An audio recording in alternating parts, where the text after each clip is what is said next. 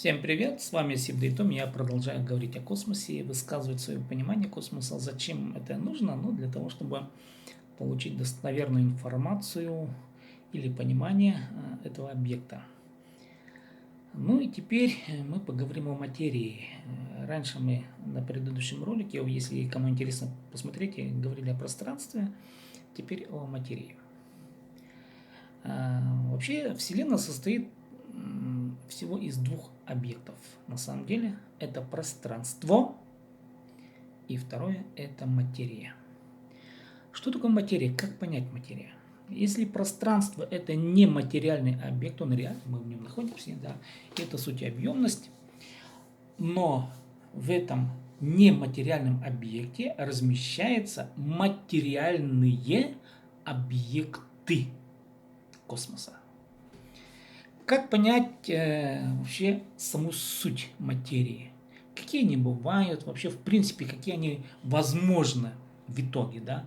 Потому что объектов очень много, мы каждый день наблюдаем огроменное количество материальных объектов, и нам кажется, что вот это все тайны природы, она зиждется на каких-то множественных количествах, ну, всего и вся, да? Мы не понимаем фундаментальной базы, а на самом деле космос, он очень простой. Очень простой. Просто это нужно понять. Ну вот мы об этом и сейчас и рассказываем. Я по своему образованию филолог, не физик. Поэтому я рассказываю. Почему? Потому что я физику плохо ли, хорошо ли учил, не знаю. Да? Ну, а теперь, уже пройдя там половину жизни и больше, вдруг начал размышлять о космосе, читать и слушать видео по Вселенной, да. И я начинаю понимать, что тот объем информации, который у нас был в школьной программе, он не дает полного представления о Вселенной. Почему? А потому что базовая разверстка, она не дана. Она не была разложена внятным, понятным образом. Вот чем я и занимаюсь. Космос может понять любой школьник.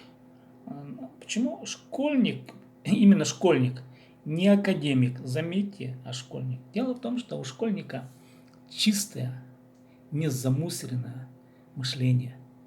Оно не замусорено информациями ложными. Вот почему многие до сих пор блуждают в космосе, а освободиться и правильно начать думать очень сложно. Некоторые думают, что это легко, на самом деле нам мешают образы, которые были нам внедрены с детства, и освободиться от этих образов ложных очень сложно. И вот я сейчас занимаюсь как раз вот чисткой грязных образов, да, и если у вас мозги умеют думать, они будут принимать это положение. Если вы замусорены и не способны очиститься, вы не примете эту информацию. Это дело уже мышления. Ну и так вот смотрите. Материя. Материя, она может быть только из двух категорий. Больше нету иных категорий. Как это понимать? Какие это категории? Любую материю можно разделить на то, что имеет границы, иначе называется это дискретная материя.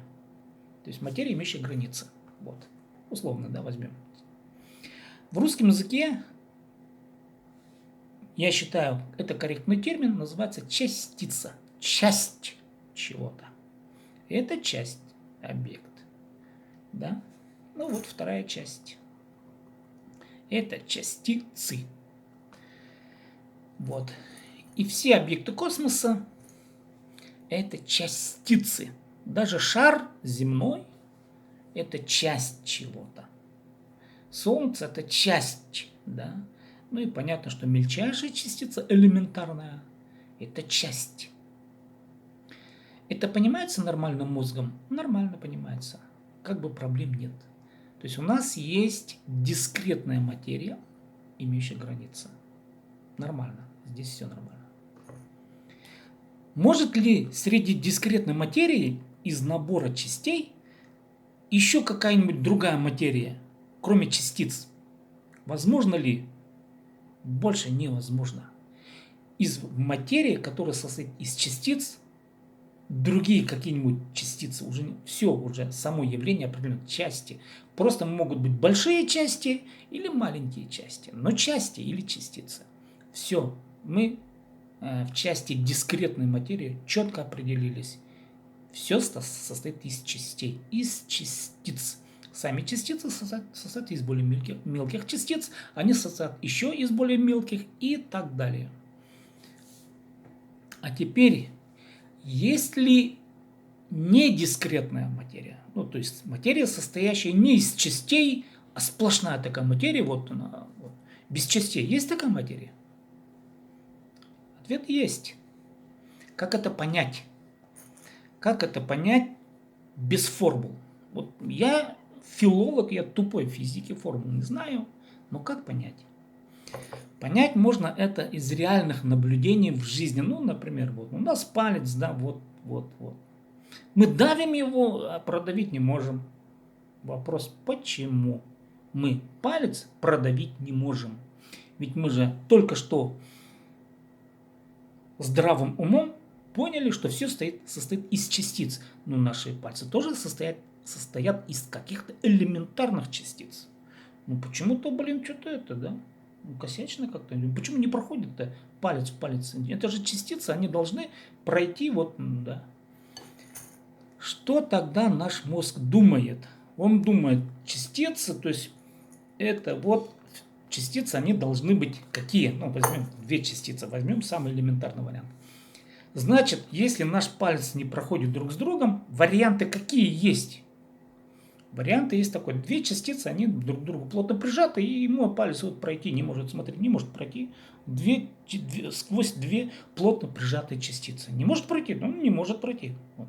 Это же реальный факт, да, реальный факт. Вот не может пройти. Да? Ну, если две частицы. Мы это как бы видим мозгом и думаем, что элементарные частицы, они примерно такие же.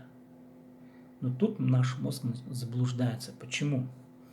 А теперь подумаем, почему на самом деле между частицами, то есть это надо признать, когда мы видим, что палец сквозь палец мы не можем продавить, мы думаем, что частицы, значит, они плотно друг к другу прижаты.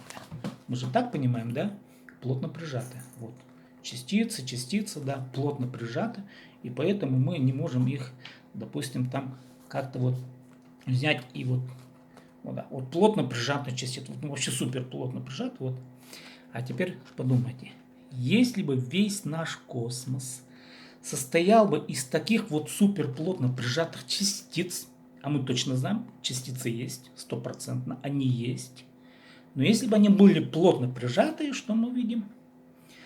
Весь космос был бы вот из подобных частиц. И движения или движений не было бы. Это понятно? Ну, здравый мозг думает, ну точно. Значит, другой вывод, ну, точно стопроцентный вывод, да? Значит, между двумя частицами есть расстояние, которое не занято частицами. Вот. Частица плотно прижатая или не плотно. Если плотно прижатые, все, движения нету в космосе. Значит, не плотно прижатые. Это однозначно стопроцентный вывод. Хотите, не хотите, но так должно быть. Другого вывода быть не может просто. Я еще раз повторю, я филолог. Да? Так, хорошо. Мы все физики. Из физики знаем, что есть ядро, есть там протоны, нейтроны, еще какие-то там, я не знаю название этим частицам, да. Точнее говоря, как бы знаю, но я пока не буду употреблять их здесь, умничать не буду. И в общем, смотрите, между частицами есть расстояние. И следующий вопрос. Почему мой палец не может сквозь палец пройти, а между ними есть расстояние между частицами? Значит, что-то другие частицы не пропускают. То есть какая-то частица, да, вот идет, и она тут это тормозит. Ну, маленькая, пусть она маленькая частица будет. Что-то там не пропускает. Вот. Что не пропускает? Какая-то другая материя. Что за эта материя такая? И вот эта материя, она абсолютно точно на 100% это не дискретная материя. То есть материя, состоящая не из частиц. Она сплошная какая-то. Какая она такая сплошная? Что такое сплошная материя? Как вот, да, это сплошная материя между двумя объектами, не пропускающая вот эту другую частицу, она сплошная какая-то сплошная материя. Назвали поле. Ну, мы понятие поля знаем. Магнитное поле есть, электрическое поле, да. Как бы употребляем в жизни, да. Вот. И у нас такое понимание есть. То есть между двумя частицами есть поле, иначе говоря, сила, которая взаимодействует на расстоянии. Хотим не хотим, мы это должны признать. Раз на расстоянии, она состоит не из частиц, да, на расстоянии. Следовательно, мы должны сделать вывод следующий. Есть недискретная материя, которая называется поле. А теперь посмотрим свойства этого поля. Ну, любая частица – это частица. Вторая частица, да, какая бы она ни была мелкая, она имеет свою массу.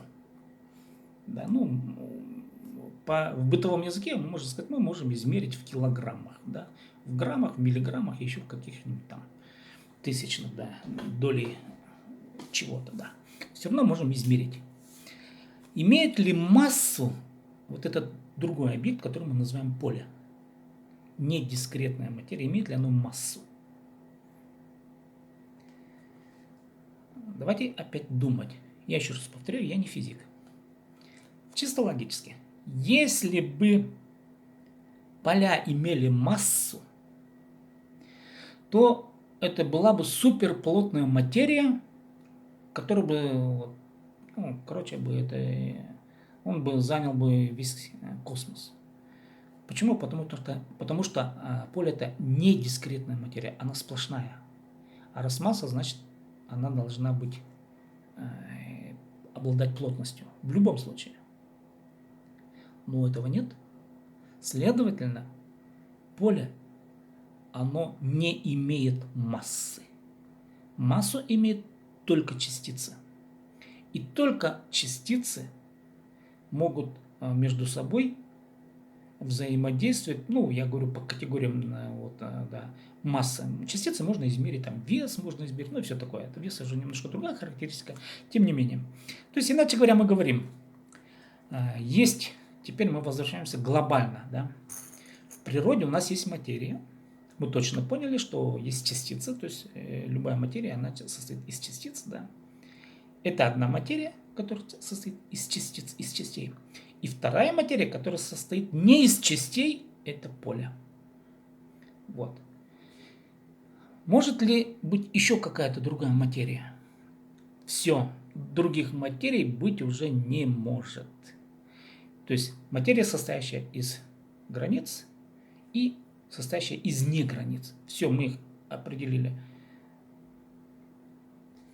Ну и поле мы разделили на две части, которые может быть плотной или неплотной, то есть имеющая массу и не имеющая массу. Почему мы должны разделять по массе? Дело в том, что вот по плотности, когда мы смотрим плотность, вот, да, она занимает, вот эта материя должна занять, она занимает, поле занимает весь космос, всю Вселенную, да. Если бы поле имело массу, значит она была бы суперплотной. Значит, поле не имеет массы. То есть это материя, состоящая не дискретная материя, не имеющая массы. Другой вопрос, как работает поле. Это следующий вопрос, мы будем, возможно, рассматривать на другом видео, но сейчас я хочу завершить свое понимание космоса, 100% точно я хочу сказать это понимание космоса. Да, я филолог, еще раз повторяю, но это 100% точно понимание. Наш материальный мир, про пространство мы говорили на другом видео, наш материальный мир состоит только из двух объектов. Дискретных объектов, мы им дали название частицы, вообще физика дала это название частицы, и недискретной материи, это поле, и мы вкратце обрисовали характеристику. Оно нематериально, ну и не имеет границ, раз оно состоит не из частиц, да. Поле не имеет границ по силе воздействия. Ну, я говорю, это уже следующая характеристика. Как это понять, мы уже будем рассматривать из закона физики. Вот я на этом завершаю свое понимание космоса и подытоживаю. Материя – суть недискретная и дискретные категории, состоящие из частиц и поля. Другой базовой фундаментальной разверстки в космосе быть не может. Вся наша Вселенная, все наши законы танцуются из этих двух категорий: частицы и силы поля. Все.